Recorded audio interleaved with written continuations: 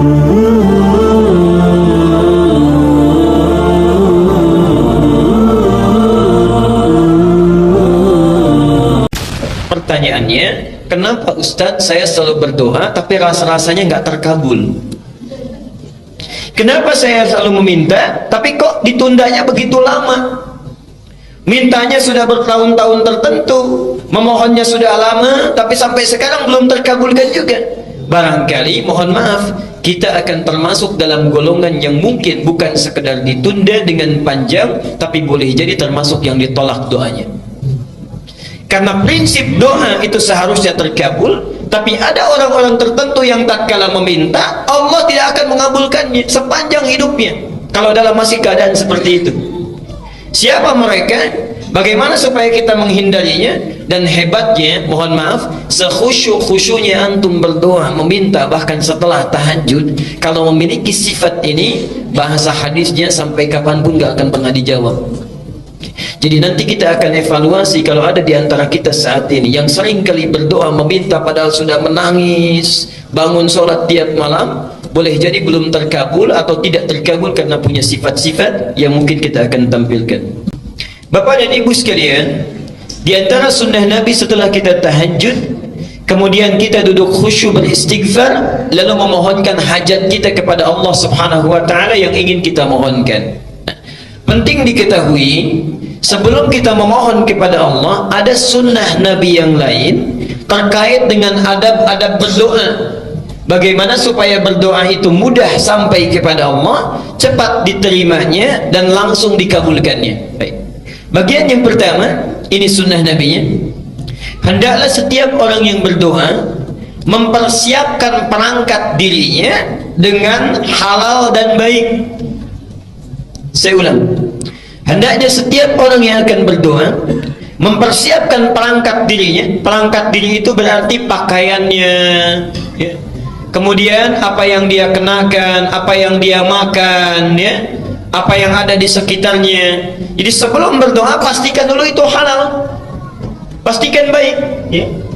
Jadi jangan sampai misalnya antum berdoa sudah menangis terseduh-seduh, disebut nama Allah Asmaul Husna, dipanjatkan di pertengahan malam, tapi pakaiannya haram, makanannya haram, yang dikenakannya haram, sajadahnya haram. Bagaimana bisa dijawab itu?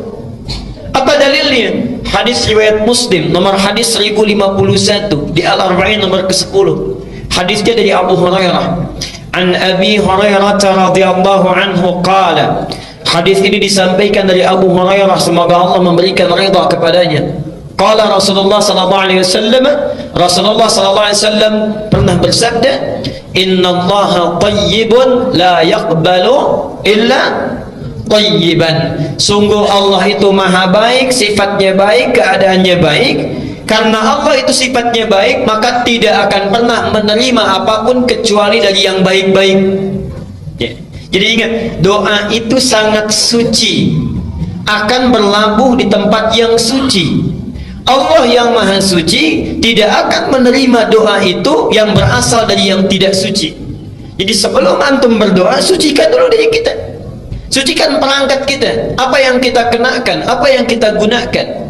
Kemudian Nabi menyampaikan, wa innallaha amaral mu'minina bima amara bihil mursalin, dan Allah memerintahkan kepada orang-orang yang beriman dalam hal berdoa seperti perintahnya kepada para rasul yang diutus. Kenapa doa disandingkan dengan iman? Ingin menunjukkan pesan bahwa satu, hanya orang yang punya keimanan yang kuat yang mau khusyuk berdoa kepada Allah. Artinya kalau antum dalam hidup tidak pernah berdoa, ada sesuatu yang salah dalam imannya. Dan yang terakhir, perhatikan, setelah membacakan dua ayat Quran, ada yang menarik. Thumma dzakara rajula, kemudian mengisahkan tentang kisah seorang laki-laki. Yutilus safar, dia menempuh perjalanan yang panjang. Di antara syarat diijabah doa dengan cepat, orang yang dalam keadaan safar. Karena itu saya sangat mohon sebesar-besarnya, kalau ada orang yang sedang safar, awas beda ya, antara safar dengan zahab itu lain. Kalau zahab itu perjalanan kurang lebih di bawah 82 km itu zahab. Jadi kalau Bapak Ibu menempuh perjalanan di bawah 82 km, 0 sampai 82, itu zahab namanya. Zahaba yadhhabu. Ana al-yawm adhhab ila Jami' al-Azhar. Saya hari ini akan pergi ke Masjid Al-Azhar. Dekat ya? Enggak sampai 80 kilo. Itu zahab. Tapi kalau lewat dari situ, apalagi panjang sekali, sudah zona waktunya berubah, itu disebut dengan safar.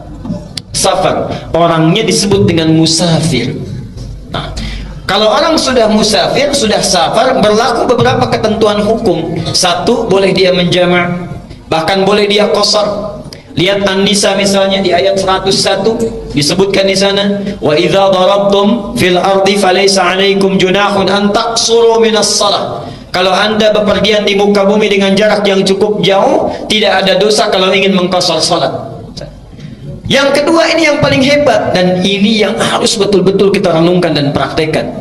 Dalam keadaan safar itu, Allah akan cepat mendengar dan mengabulkan doa yang dipanjatkan. Jadi kalau Bapak Ibu sedang safar, daripada banyak membicarakan hal yang tidak perlu, lihat sana sini dikomentari, kadang-kadang menggosipkan orang lain, tinggalkan yang tidak penting. Kenapa tidak diisi dengan zikir dan doa? Barangkali cara Allah saking sayangnya kepada kita, orang lain doanya belum dikabulkan, ibu bapak dibuat safar supaya saat safar itu Allah mengabulkan doa yang belum terkabul itu.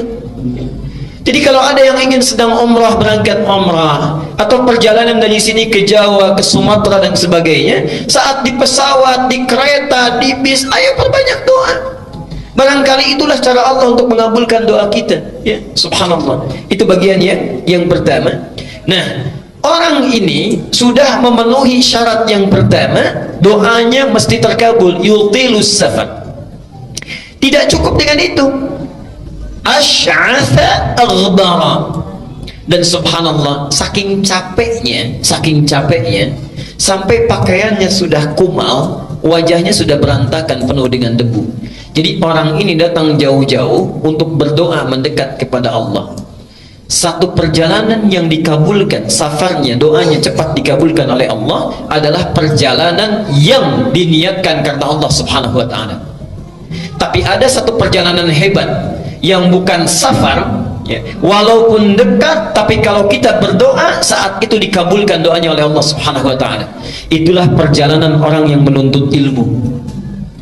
Jadi saat Bapak Ibu berangkat dari rumahnya sampai ke majelis ilmu, sampai kembali lagi, itu subhanallah, malaikat sedang menanti kita mau minta apa itu sama Allah. Saat kita mau minta, malaikat mengaminkannya. Hadisnya sahih di 3 hadis utama. Hadis Muslim nomor hadis 1389, At-Tirmidzi nomor hadis 2682, Ibnu Majah nomor hadis 219. Hadisnya dari Abu Darda.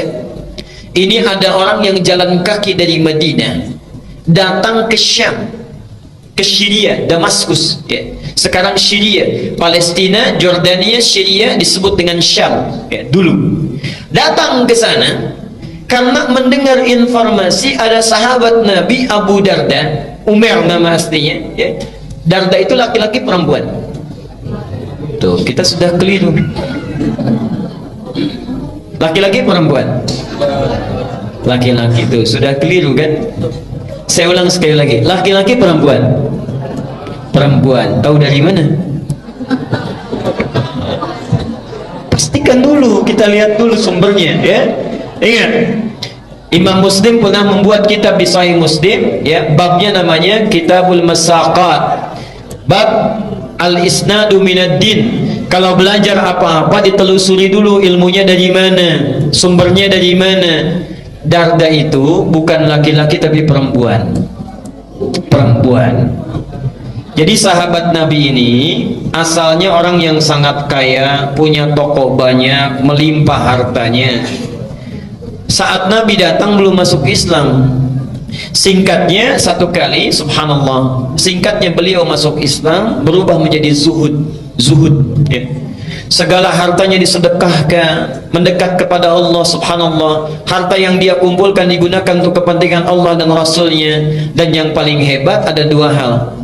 Satu, punya teman karib yang selalu menunjukkan kepada kebaikan. Ini contoh bagi kita. Silahkan nanti lihat di Riyadhus Shalihin, itu ada pembahasannya. Teman karibnya Salman Al-Farisi.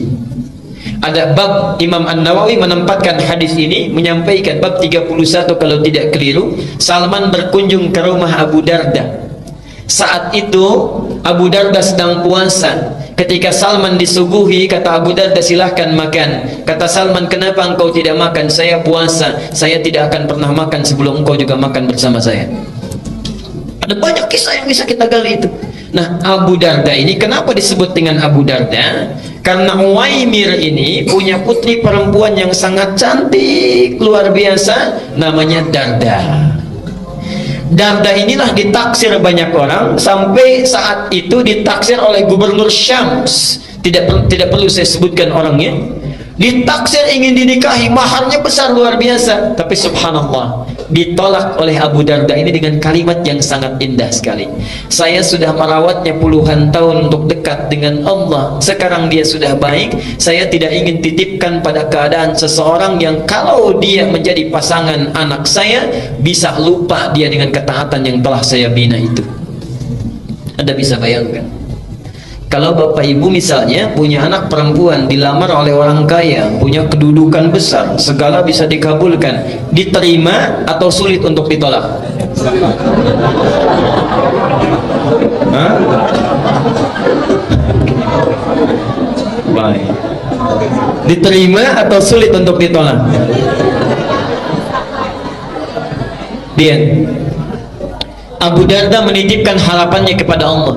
Menitipkan harapannya kepada Allah. Dunia besok lusa berakhir. Lihat pikiran panjangnya. Jadi visi seorang mukmin itu mesti panjang. Antum ngitung-ngitung dunia, pernah nggak ngitung-ngitung akhirat? Saldo bank saya sekarang sekian, oh debitnya sekian, kreditnya sekian, saldo sekian. Pernah nggak ngitung saldo akhirat kita sekarang berapa?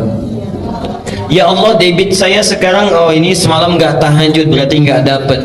Ya subuhnya kesiangan, berarti yang dapat pahala sekian, dosanya sekian persen. Saldonya berapa? Orang cerdas itu makanya disebut oleh Quran tuh ulul albab. Ulul albab itu yang bukan cuma ngitung-ngitung dunia, tapi pikirannya langsung tersambung ke alam akhirat. Visinya jauh. Visinya jauh. Abu Darda punya visi jauh. Sekarang kamu jadi gubernur, bagaimana kalau sudah menikah pimpinan berganti? Jauh visinya. Dititipkan kepada orang soleh, menikah dengan orang itu, lahirlah keturunan-keturunan yang soleh. Dan subhanallah, Bapak Ibu sekalian, Abu Darda hafal banyak hadis. Di antara hadisnya ada yang tidak diketahui oleh sahabat manapun.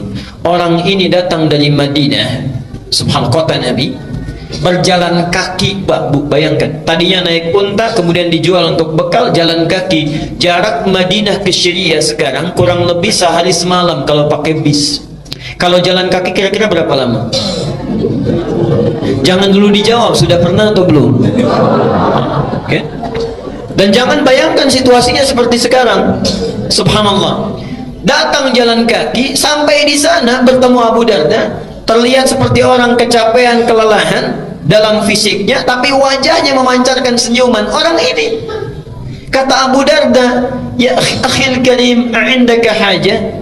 Saudaraku, Anda punya keperluan apa? Katanya.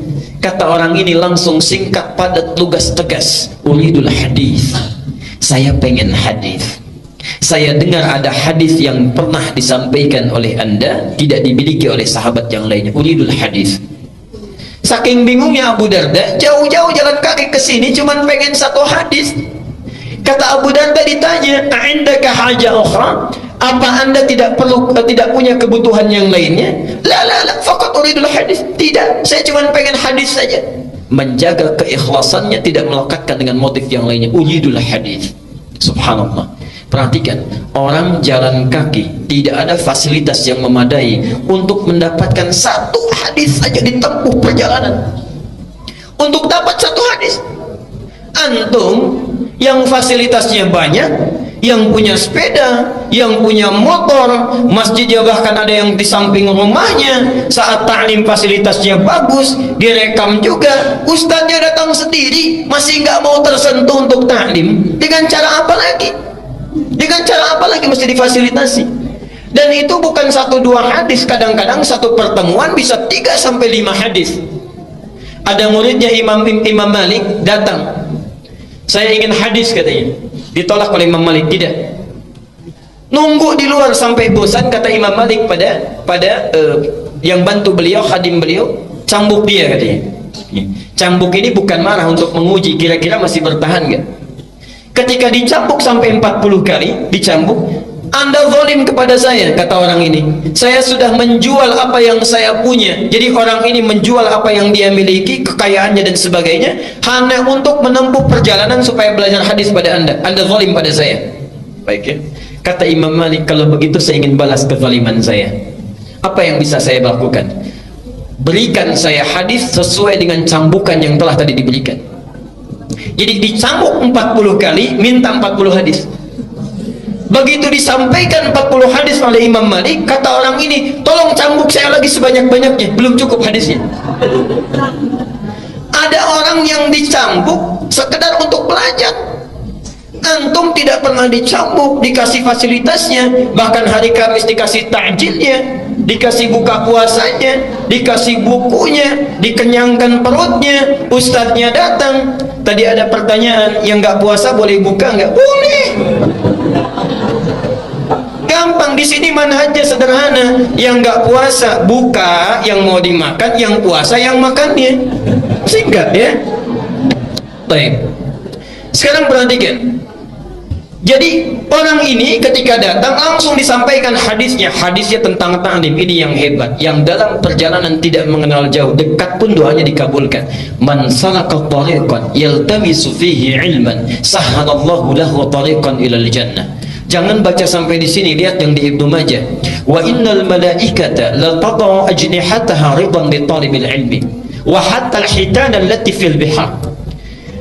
Orang yang menyiapkan dirinya menempuh satu perjalanan, salaka itu mau dekat mau jauh saya tempuh ya. Jadi orang yang serius menyiapkan dirinya menempuh satu jalan, yaltamisu fihi ilman. Kalimat iltamasa itu bukan sekedar belajar, menyiapkan perangkatnya supaya bisa diraba, dicatat, dilihat. Perhatikan, sahhalallahu lahu tariqan ilal jannah. Balasan pertama, Allah akan mudahkan langkahnya menuju surga karena ilmunya. Yang kedua, perhatikan, wa innal malaikata, setiap dia akan berangkat, malaikat itu membentangkan sayapnya ridwan li talibil ilmi, memberikan ridha kepada para penuntut ilmu. Ridhanya malaikat itu punya dua makna. Satu, memohonkan ampunan, al-istighfaru lahu, dan yang kedua, mengaminkan doa setiap yang dimohonkan oleh para penuntut ilmu. Jadi tolong pakai ini sunnahnya. Setiap berangkat dari rumah sampai sini, sampai pulang lagi, gunakan sunnahnya. Jangan cuma di jalan lihat pohon bagus, dikomentari bagus. Lihat rumah orang yang bangun, kita yang komentar. Lihat orang jalan olahraga, kita bawakan, sampaikan pada teman. Duh, orang itu ya jam segini olahraga, harusnya taklim. Udah ria tuh. Banyak yang dibawa. Kenapa kita tidak gunakan dengan zikir istighfar pada Allah? Perbanyak doa mendekat kepadanya. Subhanallah, itu taklim. Nah, orang tadi datang jauh-jauh, itu sudah cukup baginya doanya dikabulkan. Apalagi tujuannya ingin berdoa. Yang lebih hebat, yang muddu yadaihi ila sama, mengangkat tangannya ke langit begini. Tsumma qala, kemudian mengatakan, ya Rabb, ya Rabb, disebut Asmaul Husna. 3 syarat doa mestinya terkabul dengan cepat. Apa kata Nabi? Ba'anna yustajabu lidzalik. Gimana doa kamu bisa dijawab? Famat'amu haramun wa mashrabu haramun wa malbasu haramun wa ghudhiya biharamin. Makanannya haram, minumannya haram, pakaian yang dikenakannya haram, dan perangkat kehidupannya berasal dari yang haram. Orang seperti ini, perhatikan kalimatnya, yustajab itu bukan fi'il madhi tapi fi'il mudhari. Mudhari itu bentuknya past tense continuous future. Jadi orang ini kapanpun meminta, sesulit apapun, menangis darah apapun, gak akan pernah dijawab oleh Allah Subhanahu wa ta'ala selama perangkat hidupnya itu haram.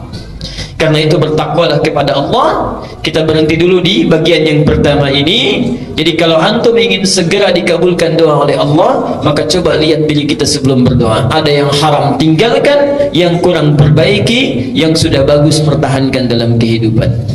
Bapak dan Ibu sekalian, di antara sunnah Nabi setelah kita tahajud, kemudian kita duduk khusyuk beristighfar, lalu memohonkan hajat kita kepada Allah Subhanahu wa taala yang ingin kita mohonkan. Penting diketahui, sebelum kita memohon kepada Allah, ada sunnah Nabi yang lain terkait dengan adab-adab berdoa. Bagaimana supaya berdoa itu mudah sampai kepada Allah, cepat diterimanya, dan langsung dikabulkannya. Baik. Bagian yang pertama, ini sunnah Nabi-nya. Hendaklah setiap orang yang berdoa mempersiapkan perangkat dirinya dengan halal dan baik. Saya ulang, hendaknya setiap orang yang akan berdoa mempersiapkan perangkat dirinya. Perangkat diri itu berarti pakaiannya, ya.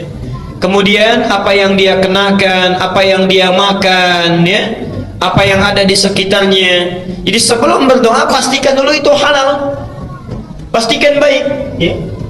Jadi jangan sampai misalnya antum berdoa sudah menangis terseduh-seduh, disebut nama Allah Asmaul Husna, dipanjatkan di pertengahan malam, tapi pakaiannya haram, makanannya haram, yang dikenakannya haram, sajadahnya haram. Bagaimana bisa dijawab itu?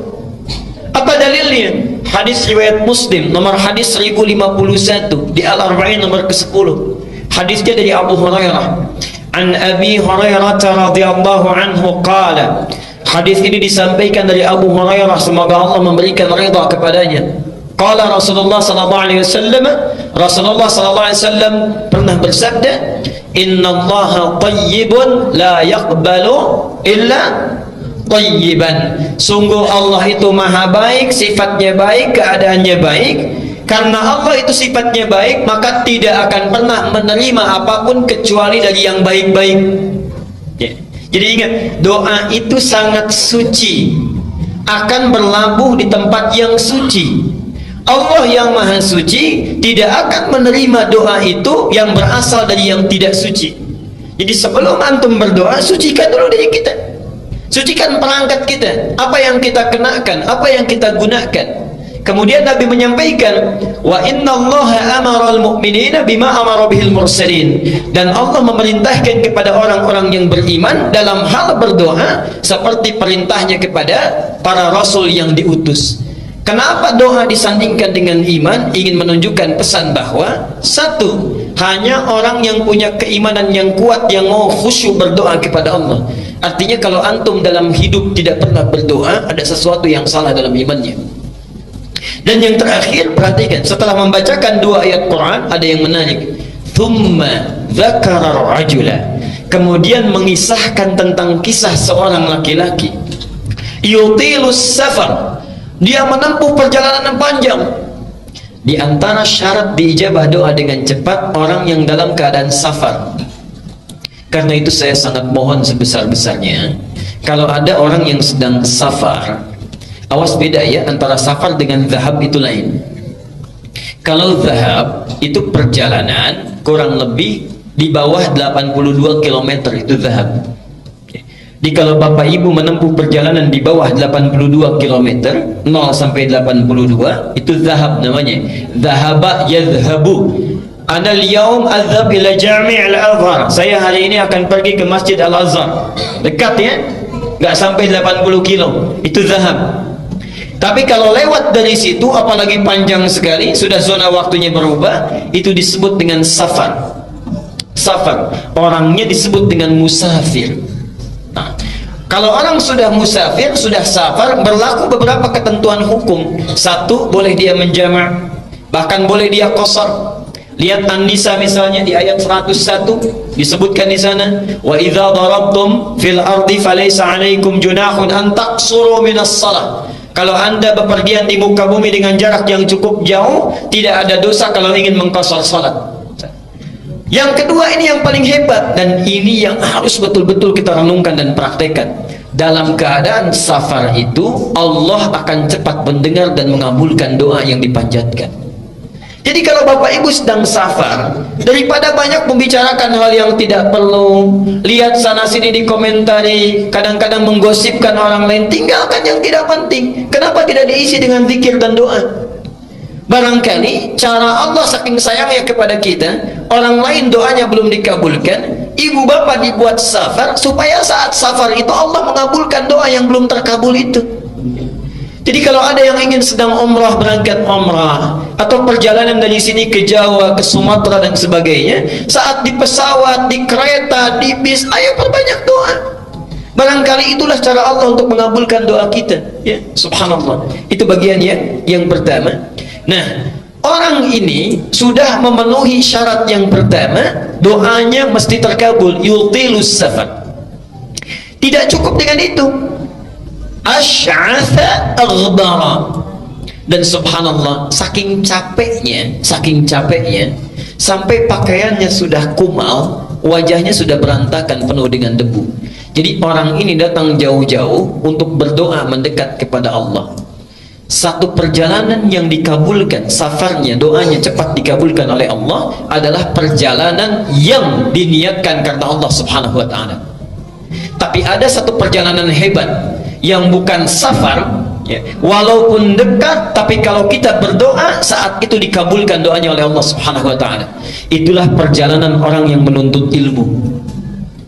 Jadi saat bapak ibu berangkat dari rumahnya sampai ke majlis ilmu, sampai kembali lagi, itu subhanallah, malaikat sedang menanti kita mau minta apa itu sama Allah. Saat kita meminta, malaikat mengaminkannya. Hadisnya sahih di 3 hadis utama. Hadis Muslim nomor hadis 1389, At-Tirmidzi nomor hadis 2682, Ibnu Majah nomor hadis 219, hadisnya dari Abu Darda. Ini ada orang yang jalan kaki dari Madinah datang ke Syam, ke Syria, Damaskus, ya. Sekarang Syria, Palestina, Jordania, Syria disebut dengan Syam, ya, dulu. Datang ke sana karena mendengar informasi ada sahabat Nabi Abu Darda, Umar nama aslinya, ya. Darda itu laki-laki perempuan. Tuh, kita sudah keliru. Laki-laki perempuan? Laki-laki, tuh sudah keliru kan? Saya ulang sekali lagi, laki-laki perempuan? Perempuan. Tahu dari mana? Pastikan dulu, kita lihat dulu sumbernya, ya. Ingat, Imam Muslim pernah membuat kitab di Sahih Muslim, ya, babnya namanya Kitabul Masaqat, bab al-isnadu minad din. Kalau belajar apa-apa ditelusuri dulu ilmunya dari mana, sumbernya dari mana. Darda itu bukan laki-laki tapi perempuan. Perempuan. Jadi sahabat Nabi ini asalnya orang yang sangat kaya, punya toko banyak, melimpah hartanya.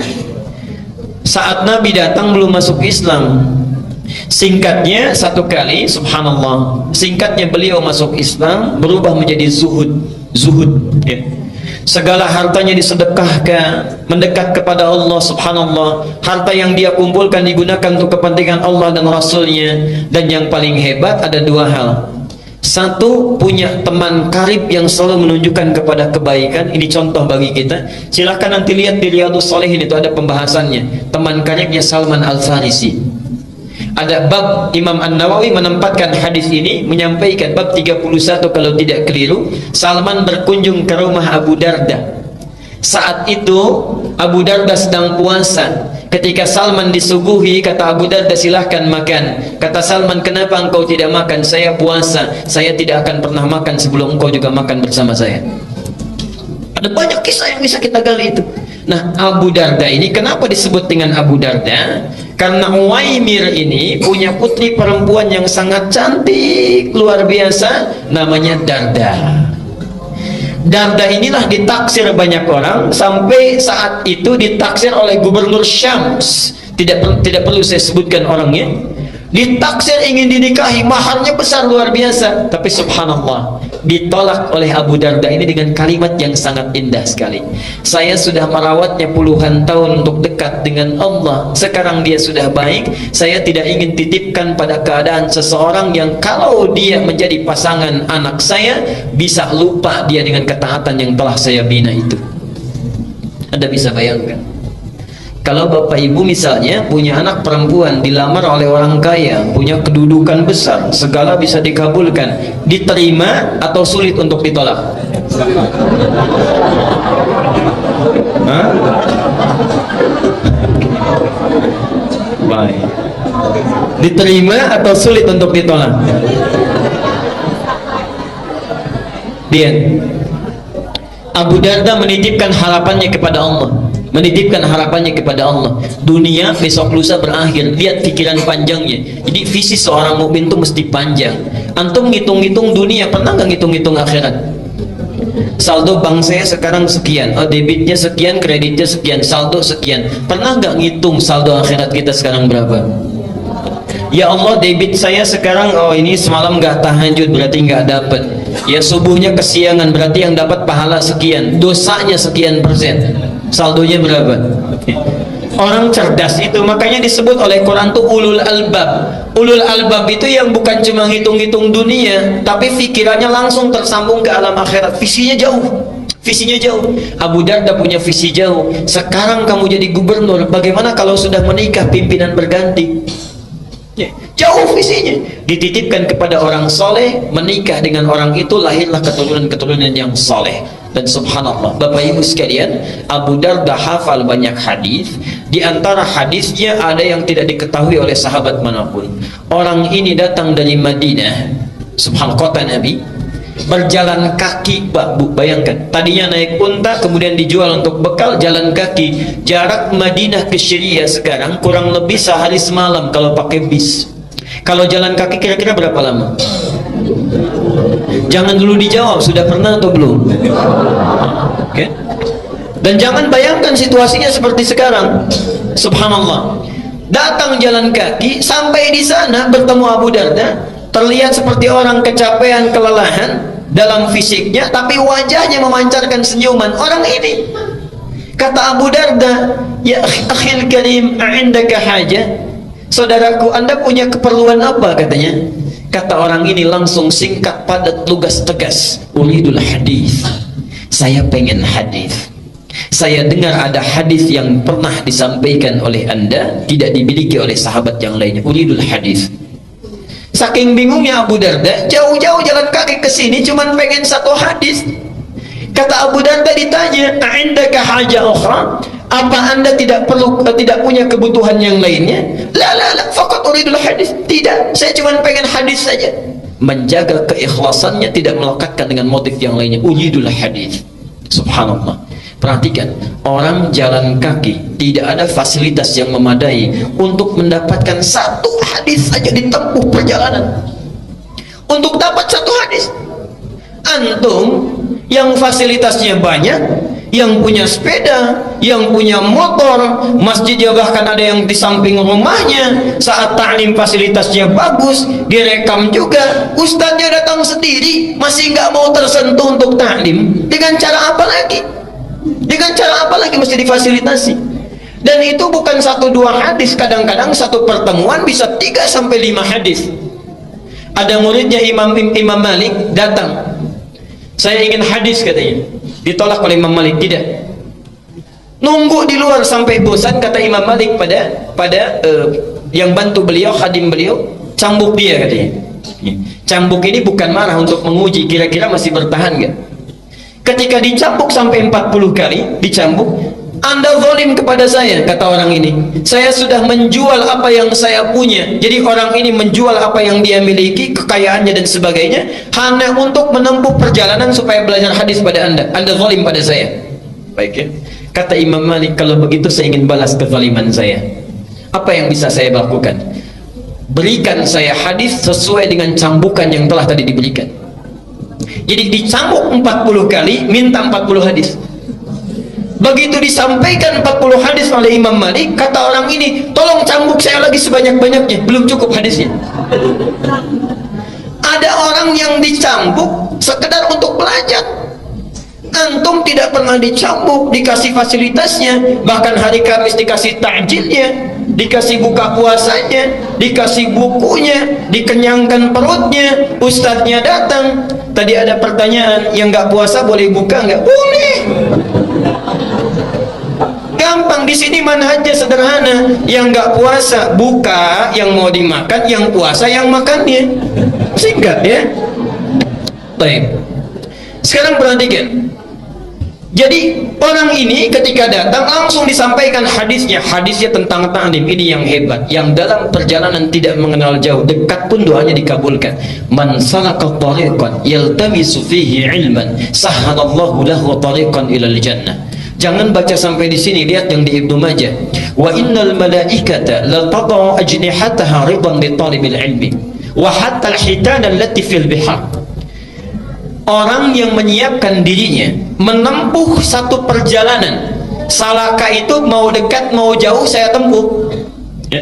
Jadi orang yang serius menyiapkan dirinya menempuh satu jalan, yaltamisu fihi ilman. Kalimat iltamasa itu bukan sekedar belajar, menyiapkan perangkatnya supaya bisa diraba, dicatat, dilihat. Perhatikan, sahhalallahu lahu tariqan ilal jannah. Balasan pertama, Allah akan mudahkan langkahnya menuju surga karena ilmunya.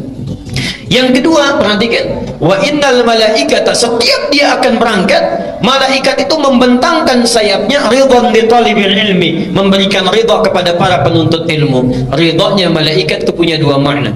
Satu, memohonkan ampunan, al-istighfaru lahu, dan yang kedua, mengaminkan doa setiap yang dimohonkan oleh para penuntut ilmu.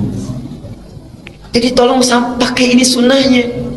Setiap berangkat dari rumah sampai sini, sampai pulang lagi, gunakan sunnahnya. Jangan cuma di jalan lihat pohon bagus, dikomentari bagus. Lihat rumah orang yang bangun, kita yang komentar.